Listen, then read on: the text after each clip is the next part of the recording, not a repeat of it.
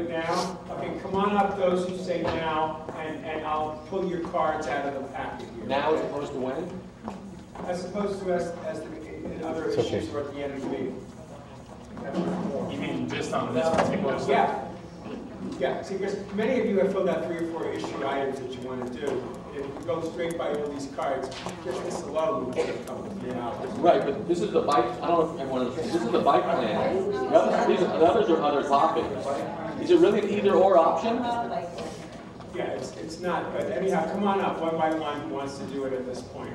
And just state your name and my associate here will pull your card from this group, okay? Sir. Jeff Wait, hold on. I can't do it by 30 seconds, so once I'll stop at 30 and I'll just let you know. But this thing is by the minute, all right? You hear that, folks? Can we try to make it 30 seconds? Okay, you guys see that clock in front of you at 30? Okay, great. Start again. Mr. Chair, hold the clock. If it has trouble, I think we may have to go to a minute. I run 1 minute clocks in my committee and people seem to get it. 30 is tough, so. Okay, Tommy, if you're going to stay with me a bit more, I can go that route, but it's quicker the better. Jeff Jacobberger, my one real concern I have with the bike plan is the design standards for streets, because they tend to, what the draft bike plan has is treatments for streets that meet standard widths for whatever street classification they are. The problem is in older parts of the town, like Hollywood, none of the streets meet standard width classifications. In Hollywood, Franklin, Sunset Hollywood, Santa Monica, and Melrose are all substandard widths. So we have design standards in the bike plan that aren't going to allow any bike facilities to ever be created on those streets, and that's the real conflict. The bike plan needs to meet the needs of substandard streets. That's okay. All right, here's what I'd like you to do. Also put that in writing and give it to staff. There you have it. Okay, great. Because I would like a response to these questions at our next meeting, when there are questions that are real questions that want answers. Okay, thank you for that. Yes, ma'am. Hi, I'm Dorothy from the Los Angeles County Bicycle Coalition. I think it's very misleading that LADOT combined the potential proposals, making it look like 529, when actually they're only proposing 26 bike lanes. And I think it's really important that you as council members, LaVon, Rosenthal, Kretz, really take LADOT to task, implement the 529 that they say that they proudly put on their screen to implement. So I really think that you should use your political position to really make that happen. And I want to know how you can make it happen. The other thing is the total mileage from 1996 needs to increase for this plan. And right now, what is proposed is a sharp decrease. So I really think it's important that you increase the bike lanes. Thank you. Appreciate your comments. Sir. My name is Joe Linton from a bike advocacy group called Cycle. Similar to what Dorothy said, the plan on the table, the draft plan, represents a huge cut of 4/5 of those bike lanes that were included in the 1996 plan. The current plan has 28 miles of bike lanes that the city's committing to.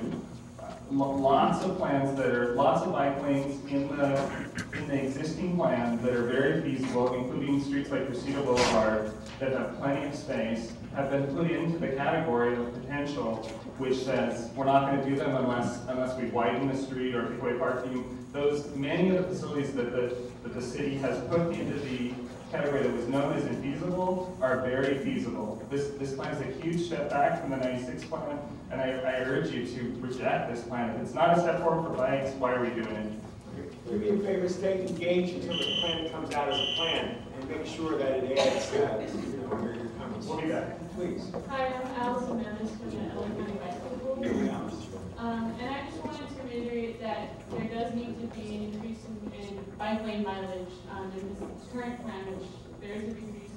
And it's really troubling to me and other advocates that there isn't any sort of implementation or timeline, or even a minimum standard of how many lanes for biking facilities should be implemented a year.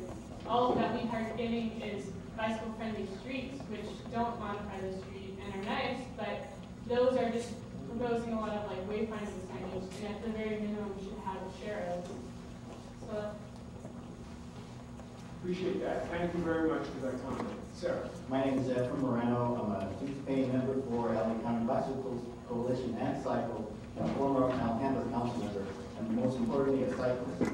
I'd like to speak to the fact that a bicycle plan is a meeting of a large existing group of LA cyclists looking for female cyclists, visible cyclists, that if you were driving home later on tonight, you'll see them, but they need to be represented in this plan as well. We need to make sure that the proposed mileage of bike lanes and bike paths are designated into the communities in which they live. They're already doing what we are, the LACDC is encouraging others to do, is to use their bikes more for transportation.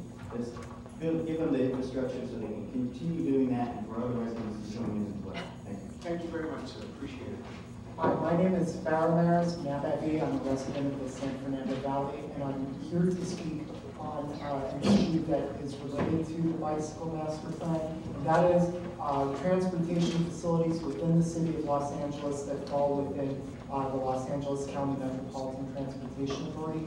I took the Metro Red Line with my bike here today, and when I exited at the First Street exit at Civic Center Station, there is no turnstile that is large enough for bicycles from that exit. And that is true also at the 4th Street exit of Hershey Square Station. So what I'd like to do is I'd like to ask the City Council to direct the mayor's appointees to the Metro Board to indicate to Metro that it's important to design their facilities, particularly within the city of LA, to be bicycle compatible. I'll be speaking later on the issues.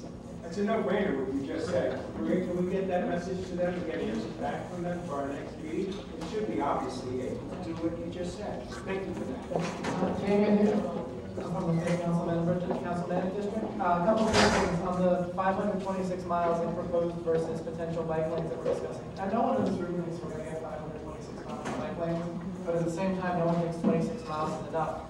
A great next step would be a number somewhere in between actual routes so that we have a place to start and debate from for what is and what isn't something that we should be seeing in the next 15 years. If 26 isn't enough, 526, I might as well have said a million bajillion miles.